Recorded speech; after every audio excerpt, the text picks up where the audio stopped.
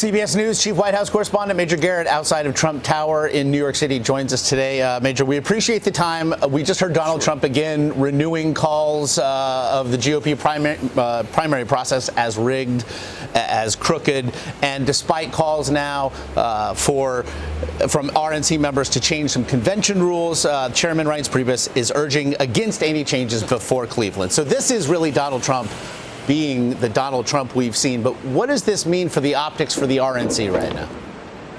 So what you have is a story with one leader of the Republican Party, emerging leader of the Republican Party, Donald Trump, who is facing forces arrayed against him that are better organized and better funded than ever before.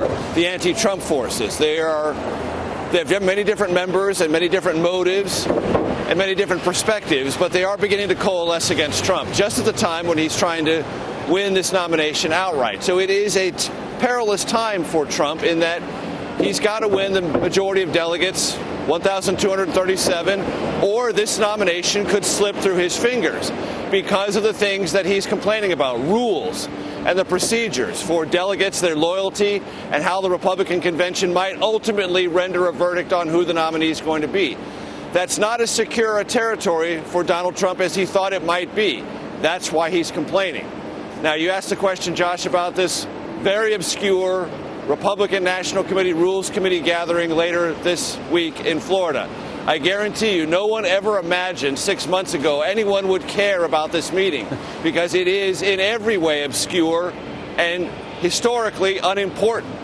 It's now important because every rule decision made about this July convention could affect Ted Cruz, John Kasich, and Donald Trump, or a so-called white knight who may come in as a compromise choice as the new Republican nominee.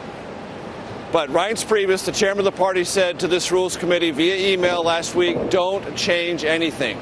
We have enough confusion. We have enough argumentation. We have enough loose ends. Let's just leave things as they are, and we can render a different verdict, come to another judgment on the rules in July once the convention and all the party delegates meet. So that's sort of where we are. As for the optics of the Republican National Committee, it's trying to defend the rules it created.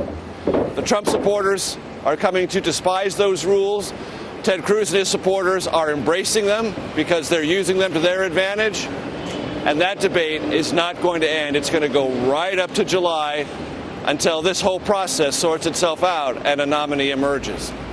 You mentioned Cruz's ground game. It has been superior to this point, and he showed it again. Again, he took more delegates out of Wyoming this weekend. A victory, but a small one, at least in terms of delegates. So with Trump still leading the polls, and you have these upcoming delegate-rich states like New York and like California, how does Ted Cruz look to make this race more competitive?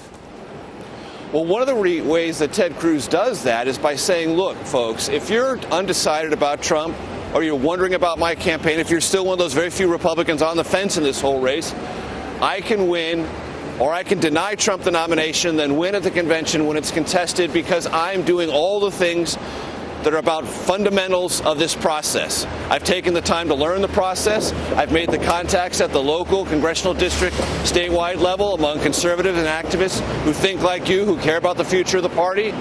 And I'm working that system. It's not a corrupt system as far as Ted Cruz is concerned. It's the system of Republican Party activists all over the country.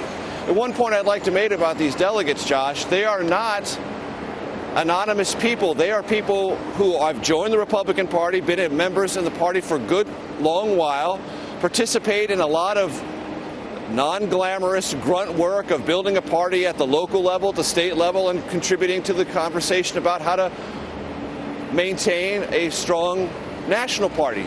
They are activists. They're party people. They are the foundation of the Republican Party, just as the delegates are as a foundation of the Democratic Party. And Cruz wants to communicate with those people, mobilize them, get them excited about his campaign. And every time he does that, whether it's 5 delegates here, 7 delegates there, 14 in Wyoming, he continues to send a message to other activists in the party, hey, I'm taking you seriously.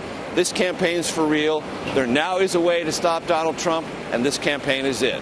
Many more than just a few, meanwhile, up for grabs here in New York tomorrow. You've used the word reset, that the Trump campaign is looking to reset itself here. What would a win tomorrow in New York be then for the Trump campaign? Well, it would change the narrative. For 3 weeks, the Trump campaign has been floundering in this sea of Corey Lewandowski and charges about simple battery and shakeups with Paul Manafort, the new convention manager, bringing in a new national political director. A message that's sort of been wandering all over the map about what these rules are and whether Trump can figure them out or can't figure them out. Now they've sort of landed on this place, well, I'm the reformer. I want to change the system for the better. That was a long, torturous process to get to that message where the Trump campaign is now. And the last 3 weeks have been devoid of victories, delegate losses, and a lot of these small contests all across the country. So what Trump needs is a victory, a big New York-sized victory, and he's likely to get it. You get 14 delegates statewide if you win, and then you get 3 per congressional district in this state. There's 27 of them. Trump stands to get most of the 95 up for grabs.